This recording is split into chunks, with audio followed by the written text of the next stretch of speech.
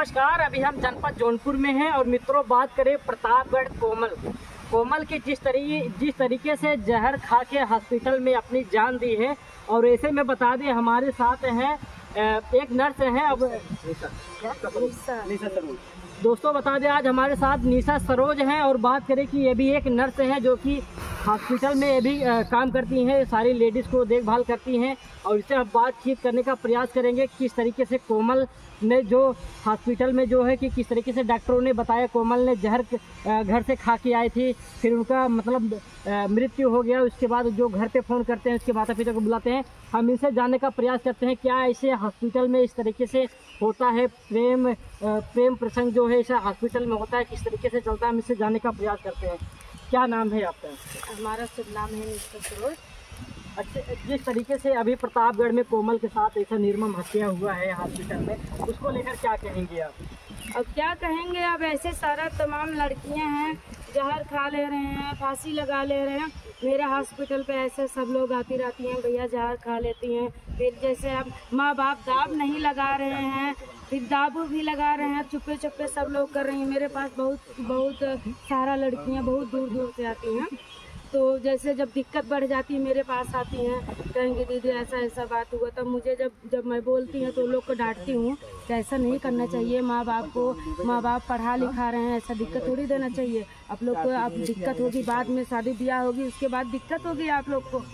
तो फिर फिलहाल जब लोग को समझाने से नहीं समझ में आता है, बहुत प्रकार की लड़कियाँ आती हैं। कभी अभी जल्दी की बात बता रहे हैं, अपने इलाहाबाद से आई थी तो उसको 3-4 महीना बीता तो बोली कि दीदी ऐसा बात है कैसा करें। तो मैं बोली ठीक है भाई, तो मौसम तो कराना पड़ेगा। तो मैं उसको भर्ती किया, फिर उसके गार्जियन से बात की, गार्जियन वाले को बोलन कि उसको क्या नाम है, जब मेरे से बात नहीं करके गई है तो उसको थोड़ा रोक के रखना, हम आ रहे हैं। तो हम लोग उसको जब रोकने लगे ना, 2 लोग आए थे तो वो रुके नहीं, फिर चले गए।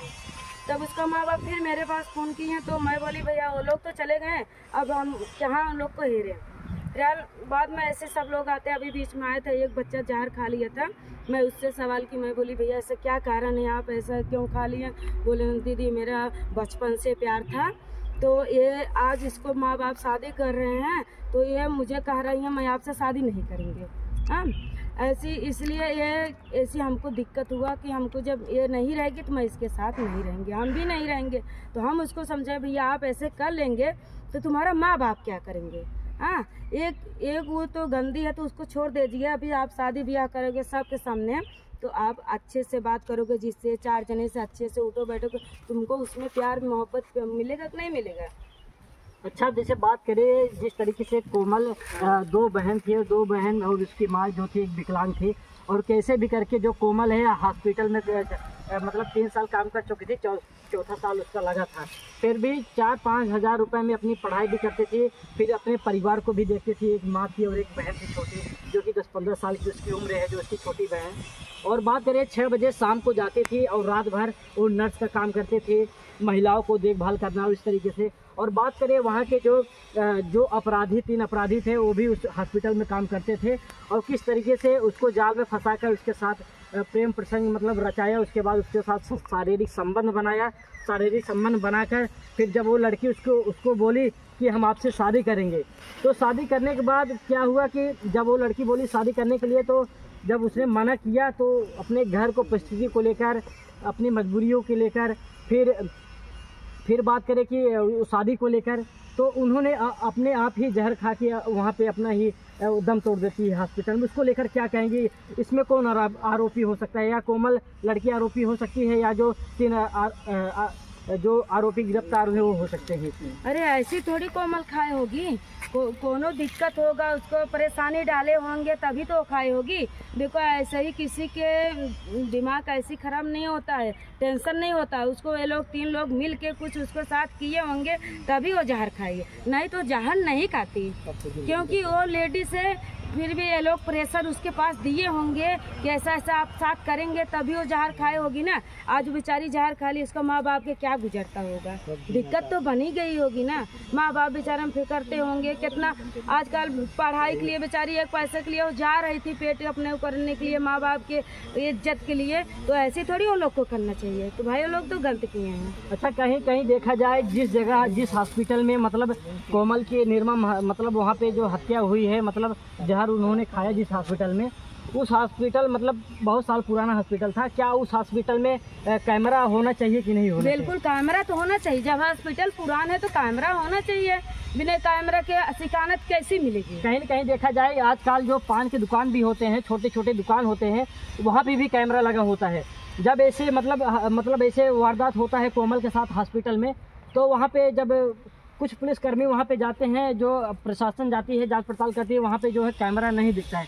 तो क्या आप एक नर्स हैं, क्या आपके जो आपका हॉस्पिटल है, क्या आपके हॉस्पिटल में कैमरा लगा है कि नहीं लगा है? क्या मेरे हॉस्पिटल में कैमरा तो लगा है। कैमरा नहीं रहेगा तो हम लोग सिकानत कैसे पाएंगे? सड़क के किनारे हैं, मछली शहर वाले रोड, तो हम लोग कैसे जानेंगे कि क्या क्या हो रहा है? तो ये लोग की कैमरा लगवाना चाहिए, तब आरोपी तो इन्हीं लोग बनेंगे ना। जितना सारे स्टाफ है, सारे डॉक्टर हैं, ये लोग की जिम्मेदारी हम लोग के ऊपर पड़ता है कि नहीं पड़ता है? कहीं कहीं देखा जाए जो कोमल थी, कोमल के गांव के एक कोई उनके चाचा लगते थे कोमल का, जिसका मतलब मृत्यु हो गई है। तो कहीं न कहीं वो जो उनके चाचा थे गांव कोमल के, तो आए वो भी हॉस्पिटल में उसी में थे, तो आए वो भी दवा वगैरह लिए, अपनी पत्नी का भी दवा लिए, देखभाल जो भी था वहाँ पे अपना किए, फिर चले गए। तो उन्होंने ये भी कहा कि कोमल अब तक तो ठीक थी, अब कैसे मतलब इसकी मृत्यु हो गई। तो जिस तरीके से डॉक्टरों ने उनको फ़ोन किया, बुलाया, और जिस तरीके से मतलब उनके माता पिता को बुलाया गया, फिर उसके बाद उनको देखने नहीं दिया गया, बोले कि उनकी तबीयत खराब है, घर से जहर खा के आई थी।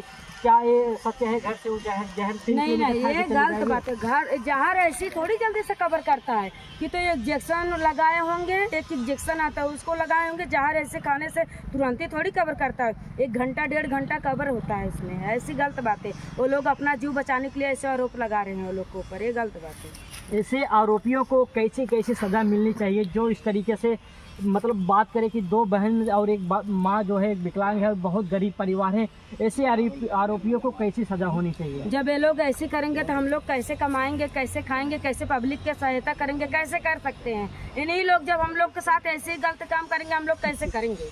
अच्छा, एक सवाल और उठता है कि अगर जिस तरीके से कोमल की हॉस्पिटल में मतलब जहर खा के उसकी मृत्यु हो गई है, अगर देखा जाए तो ऐसे जो मतलब महिलाएं हैं जिसका डिलीवरी हो या कोई भी रिलेटेड अगर परेशानियां हो, अगर हॉस्पिटल में जाती हों, तो उनके साथ भी मतलब ऐसा व्यवहार मतलब हो सकता है हॉस्पिटल में। कहीं कहीं देखा जाए तो जिस तरीके से कोमल के साथ ऐसा हुआ है, हॉस्पिटलों में क्या कहेंगे इसके बारे में लेकर आप?